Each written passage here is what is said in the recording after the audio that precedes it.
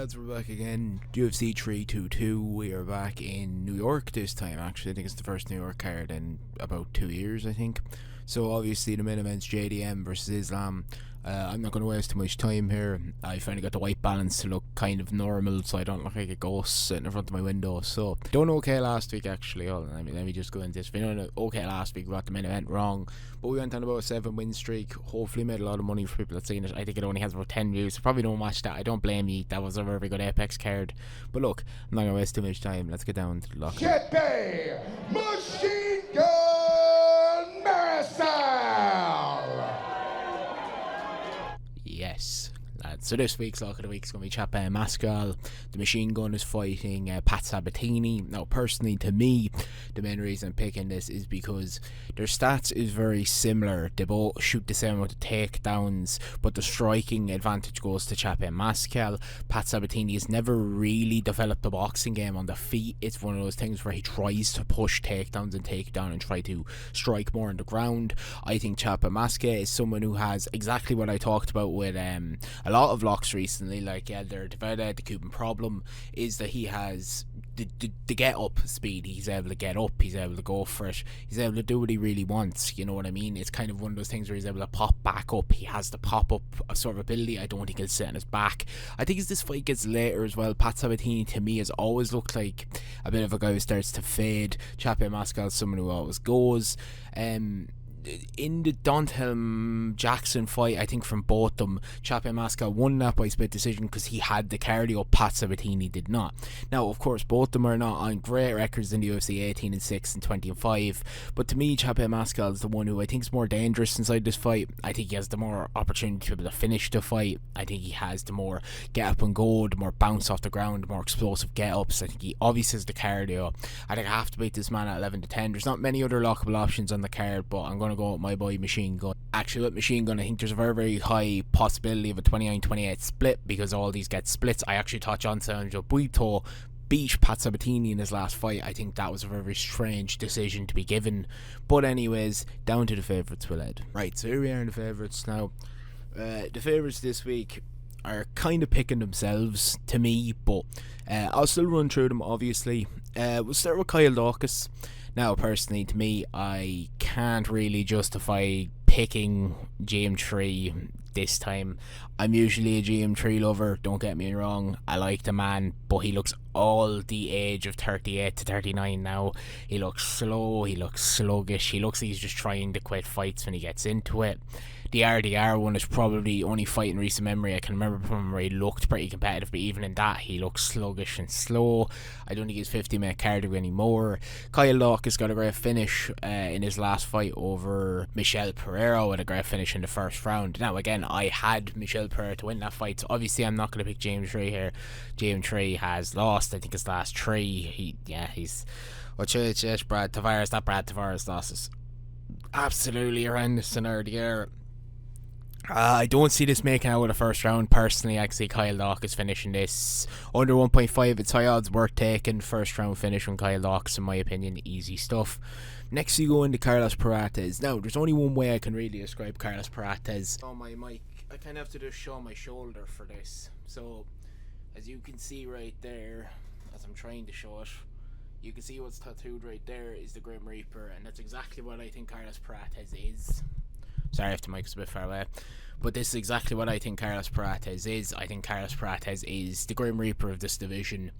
There's not many people that I think can hold the power of a Carlos Prates shot. Personally, the man's knocked out the leech cold, like out cold. Not many people do that. No one knocks out the leech like that. He's finished almost everyone he's fought besides Ian Gary. Ian Gary, okay, look, he gets a lot of hate, but it was a good performance by him. It was a smart performance to outwork Prates. I don't blame the man. It was a good performance. To me, I just think Leon Edwards has looked deflated in all of his last performances. Burrell Muhammad, Sean Brady and Burrell Muhammad, look, they're two at the top in the division. I'm not going to argue that, but I just think in both those defeats he looked deflated. He didn't really look like he was there to really fight. There was no takedown urgency, there was no real defense in any way. He was still getting pieced on the feet by Sean Brady, which isn't a good sign. If you're getting pieced on the feet by Sean Brady, Carlos Paratas will do some dangerous things. I think Paratas' takedown defense will hold for 5 minutes here. I think he'll be able to survive enough for the first round. Once Leon kind of gets a bit deflated, he'll catch him, and that'll be the end of that. And that's all they wrote. On to the next person here, we're going with Bon Saint Denis. Now, Bon Saint Denis is fighting Boel Dariush. Now, personally to me, I wouldn't have said BSD probably a year ago after he lost to Dustin Poirier and Meccano, but personally I think he's come back pretty strong. The Rufi fight was a great performance. Kyle Pevlek, well, he should have beat Kyle Pevlek, and he did, but it was a good performance all round. I thought Beryl Dariush looked good in his fight against Money Meccano, but Money Meccano gassed terribly and Beryl just looked more sluggish. Both of them didn't really look like they were there.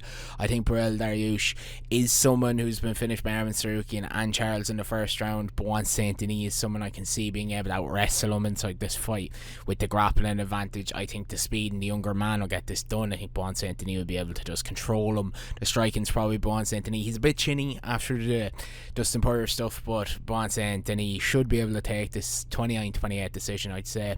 And then, as I said with my shoulder there a few minutes ago with the Grim Reaper, I assume I can probably show it again, which you can actually see a lot better there now. I'm trying to get on camera. You can see it right there a lot more. That's exactly who this man over here is going to be, Wellmaker, because Malcolm Wellmaker is... I don't really know how to describe him, because a lot of people say he's a 34-year-old prospect. I think that's too old to be a prospect. It's like hearing Starboy for football when he's like 28. It doesn't really make any sense. But personally speaking, I can see Wellmaker just coming in here and landing a big strike like he's done in all of his fights. The man has a killer right hand. He has clear power. Cody Hutton is someone who will probably try and strike with him. He's not a massive wrestler. If he tries to strike with someone like Wellmaker will finish him, and I don't think there's much argument on that. I think Wellmaker has the finish inside this fight, and we will move on to the underdogs. Now, the underdogs this week, I've gone a bit different. I have gone a bit different for the underdogs. We will start with Yuri Bohavchek, I think is how you say his name, or Vlad. Look, we'll go with Boer over here. Boer, we're going under 1.5 and so his fight at 4-5. This man got finished by Terence McKenney in the first round or die sort of situation, and he lost the first round or die situation. He has gone to a few decisions with different fighters, but he is fighting Matthias Carmelo here, and to be honest, Matthias Carmelo has about 5 minutes of really good fighting in him. Then it looks like he's stuck in a bog or like being carried through quicksand or mud, because the man has no idea. Like, I don't know what it is. He just seems to completely gas in the second round. A comment on YouTube actually got it pretty well that in the UFC he's going to struggle, because in a fight where I saw him with Dorian Santos, he just literally took shots to the head, like just straight shots to the head, no blocking, no defense. He walked into them, he just tried to back away and just keep getting hit. If that happens in the UFC, when you're drained, there's no stamina, fight will be stopped. I can see this not getting out of the first round, and if it does, a very, very, very early second round stoppage for either fighter. I'm not going to say either one wins, that's why I'm not picking anyone.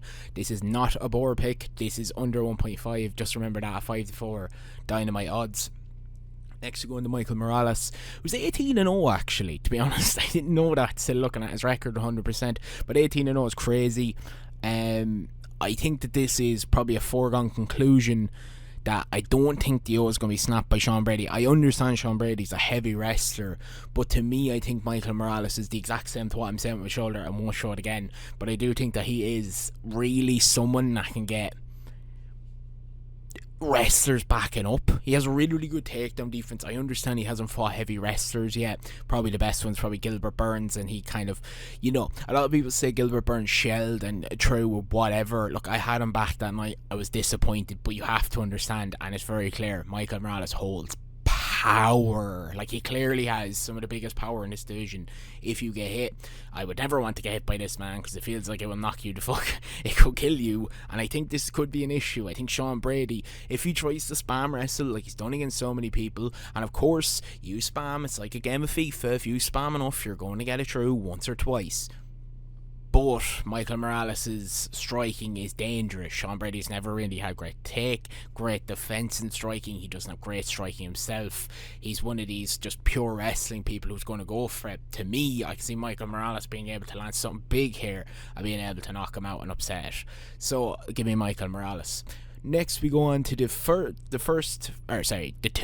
of the two title fights on the night.